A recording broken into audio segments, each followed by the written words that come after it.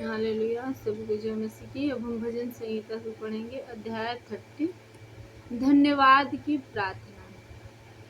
भजनकार है परमेश्वर के पास अपने धन्यवाद की भेंटों को लेके जा रहा है। हे यहोवा, मैं तुझे सराहूंगा क्योंकि तूने मुझे खींच कर निकाला है और मेरे शत्रुओं को मुझ पर आनंद करने नहीं दिया। दाऊद कहता है कि हे परमेश्वर, मैं तेरी महिमा करूंगा क्योंकि तूने मुझे खींच कर निकाला। यानी जिस गड्ढे में मैं था, जिस बीमारी में था, जिस दलदल में था ना, तूने मुझे उसमें से खींच के बाहर निकाला है प्रभु। अब मैं तेरी महिमा करूंगा, तुझे अपने जीवन से सराहूंगा। हालेलुया। भजनकार कहता है कि मेरे शत्रुओं को मुझ पर आनंद करने नहीं दिया। कहता है कि हे परमेश्वर, तूने मेरे शत्रुओं को नीचा किया है, शर्मिंदा किया है।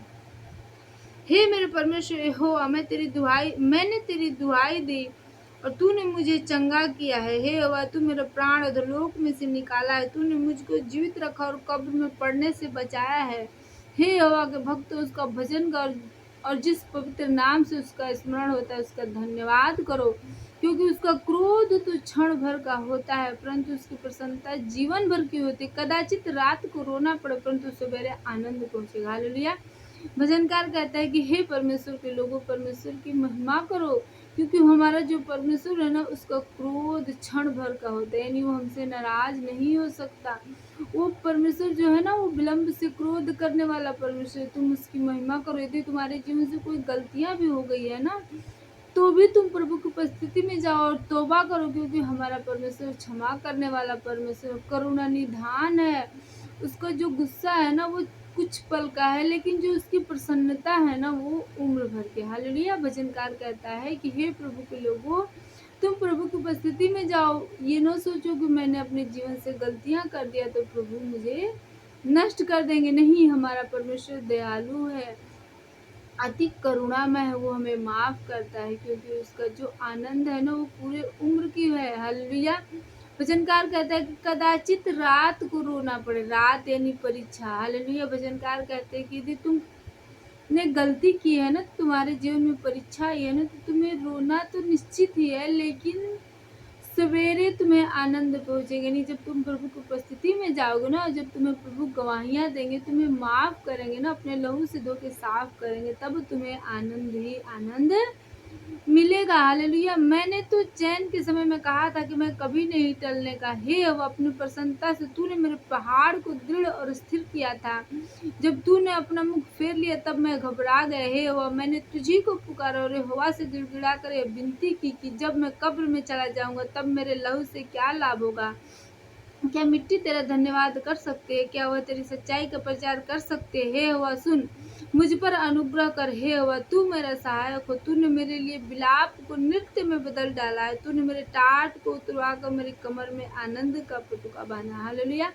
भजनकार कहता है कि हे प्रभु, मैं तो कुछ क्षण के लिए घबरा गया था, निराशा में चला गया था परमेश्वर, लेकिन तूने मेरे जीवन में काम किया। तूने मेरी प्रार्थना को सुनी और मुझे सहायता किया। भजनकार कहता है कि हे प्रभु, तूने मेरे विलाप को नृत्य में बदल दिया। नहीं, जिस शोक में मैं डूबा जा रहा था ना, जिस निराशा में मैं डूबा जा रहा था परमेश्वर, तूने उसे नृत्य में बदल दिया, आनंद में परिवर्तित कर दिया। हालेलुया।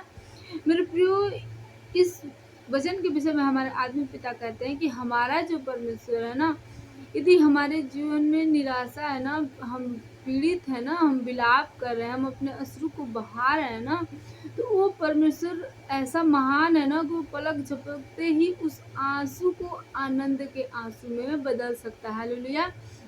हम अपने जीवन से नृत्य कब करते हैं, हम नाचते कब है? जब हमारे हृदय में आनंद और खुशी होती है। तो हमारे आत्मिक पिता कहते हैं कि हमारा जो परमेश्वर है, यदि हमारे आंखों में आंसू भी हो ना, दुख के आंसू हो ना, तो उस आंसू को वो तुरंत ही आनंद के आंसू में परिवर्तित करने की सामर्थ्य रखता है। हालेलुया।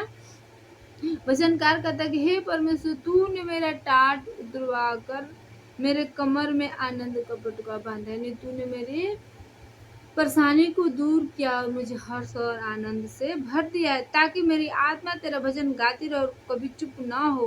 हे मेरे परमेश्वर, मैं सर्वदा तेरा धन्यवाद करता रहूं। भजनकार अपने वचन से मैं समझा रहा है कि हे परमेश्वर, तूने मेरे जीवन में ये बड़े जो काम किए हैं ना, इसलिए किए हैं कि मैं अपने जीवन से, अपने शरीर से तेरी महिमा करता रहूं। हालेलुया। लिखा है ना कि ताकि मेरी आत्मा तेरी भजन गाती रहे। हालेलुया।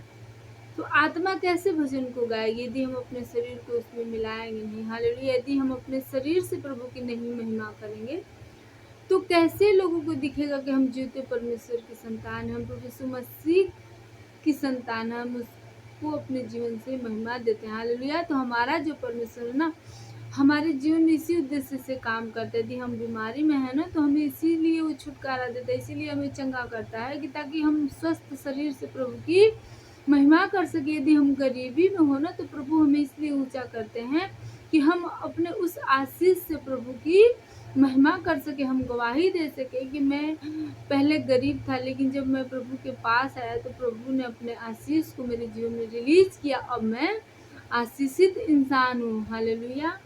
आमीन। यानी हमें अपने जीवन से हर एक परिस्थिति में प्रभु की महिमा करनी है। आमीन।